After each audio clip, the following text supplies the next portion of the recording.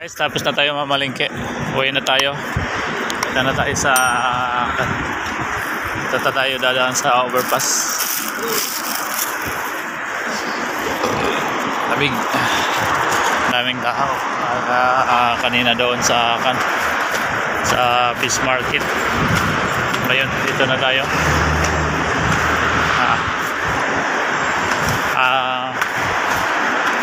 Lakad tayo dito. Palakad na ulit balik sa ating accommodation. Ayan, overpass.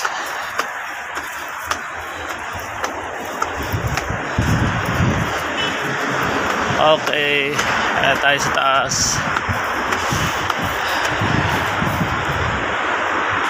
Ayan tayo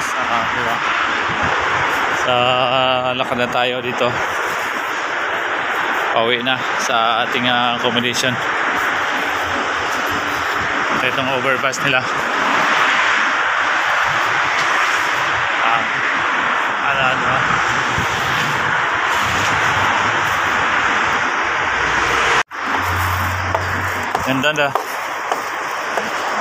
Ganda ng panahon. Pag ganito, walang lamig. Saka habang naglalakad ka is ma-enjoy mo yung katawan mo.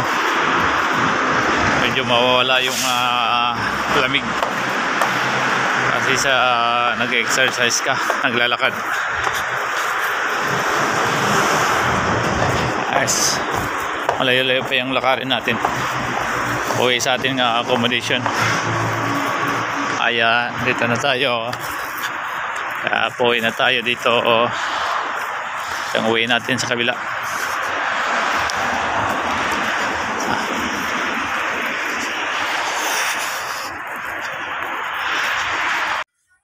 Uli na tayo sa ating accommodation.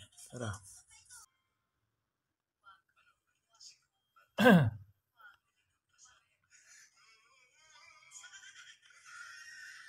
Maraming na mamalingke sa fish market. Bibili yung mga Pilipino. Good for 1 week na yun na ulam.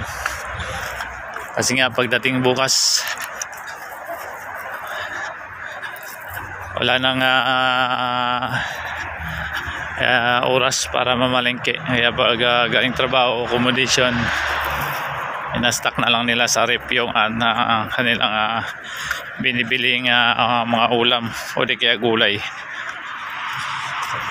So sa amin kasi wala pa kaming proper na designated job site. Dito temporary lang muna kami sa accommodation namin. Kaya hindi pwede tayo bumili ng maraming isda o ulam sa gulay kasi wala tayong ref. Wala kaming ref dyan sa loob ng kwarto namin. So good for 1 day lang or 3 days. Paksiw lang natin. At saka iniinit na lang araw-araw. Ayan guys, lalakad tayo po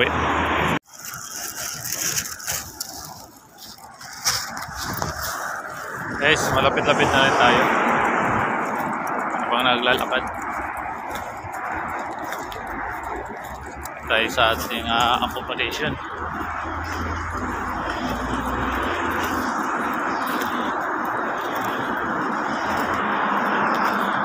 Ganda rin maglakad kasi exercise din to.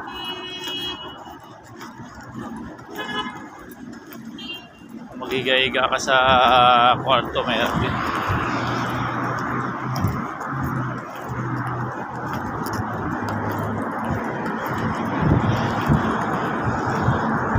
Malamig talaga. Malamig talaga. Oh my.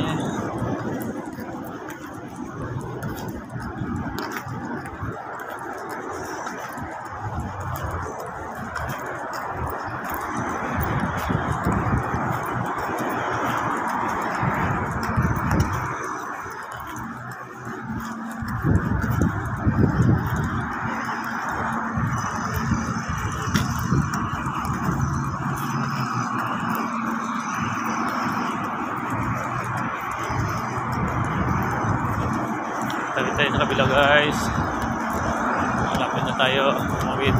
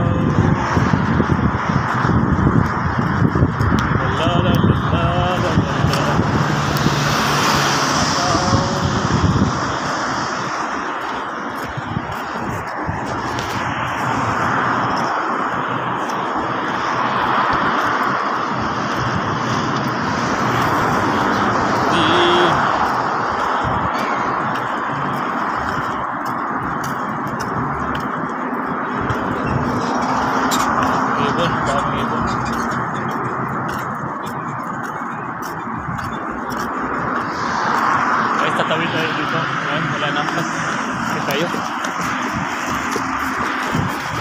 Kasigan lang kasi bibilis yung mga sasakyan dito eh. Ano sasakyan dito? Ang bilis.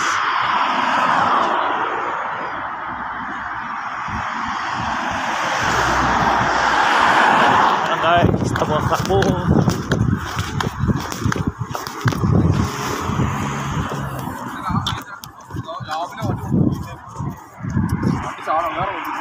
Guys.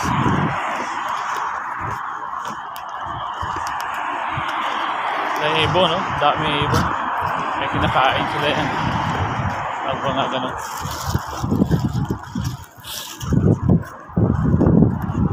Guys, lapit na tayo.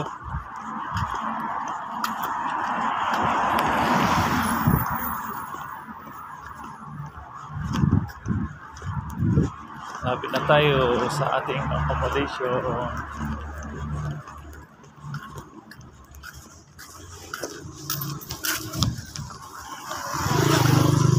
Station.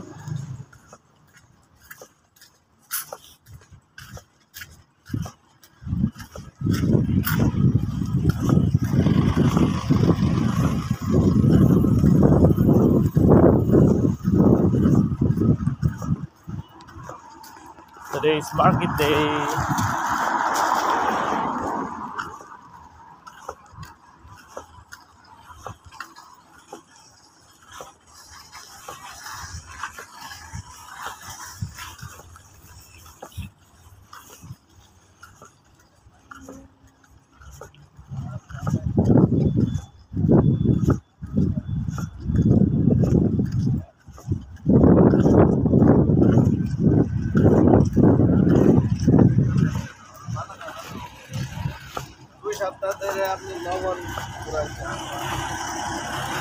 Guys, dito na tayo sa accommodation natin.